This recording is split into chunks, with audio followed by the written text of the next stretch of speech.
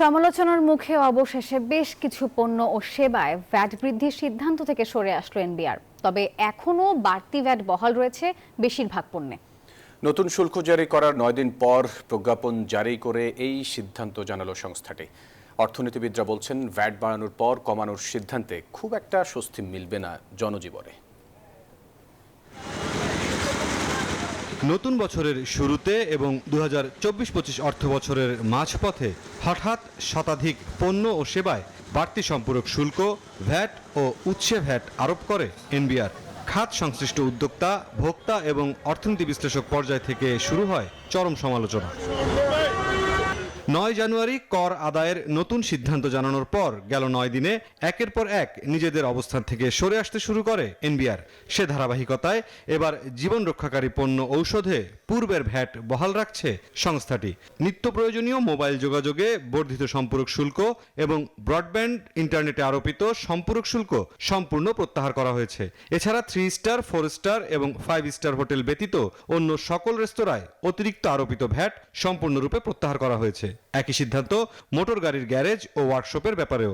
Non AC hotel, Mishtanna Bhandar ও নিজস্ব ব্র্যান্ডের তৈরি পোশাক বিপণনের ক্ষেত্রে সেবার ভ্যাটের হার 15% হতে হ্রাস করে 10% নির্ধারণ করা হয়েছে।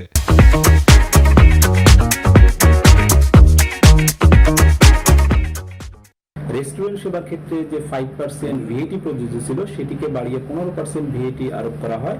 পরবর্তী সময়ে সরকার কর্তৃক এই সিদ্ধান্ত কিছুটা পরিবর্তন করে পুনরায় 5%-এ ফিরিয়ে নেওয়ার জন্য সিদ্ধান্ত দিয়েছে।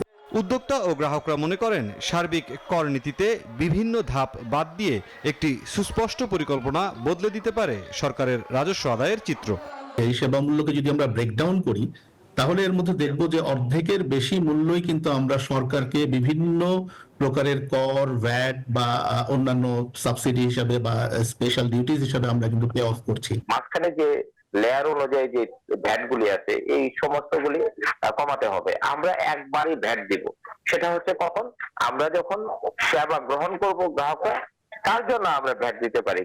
এদিকে এনবিআর এর এই নতুন প্রজ্ঞাপন বাজারে খুব বেশি প্রভাব ফেলবে না বলে মন্তব্য অর্থনীতিবিদদের। যে সমস্ত জায়গাতে ভ্যাট কমানো হয়েছে তো সেগুলো কিন্তু দেখা যাচ্ছে 15% থেকে 10% করা হয়েছে। মানে যেগুলো 7.5% ছিল সেগুলোতে 2.5% কিন্তু ইতিমধ্যে বেড়ে গেছে। তো এটার একটা নেতিবাচক প্রভাব আমি মনে করি যে বাজারে ইতিমধ্যে পড়েছে এবং সামনের দিনগুলোতে পড়বে। আগস্ট পরবর্তী বেশ কিছু নিত্য প্রয়োজনীয় পণ্যের ওপর নানাবিধ কর ও শুল্ক প্রত্যাহার করেছিল অন্তর্বর্তী সরকার। মুরসালিন হক জুনায়েদ, নিউজ 24, ঢাকা।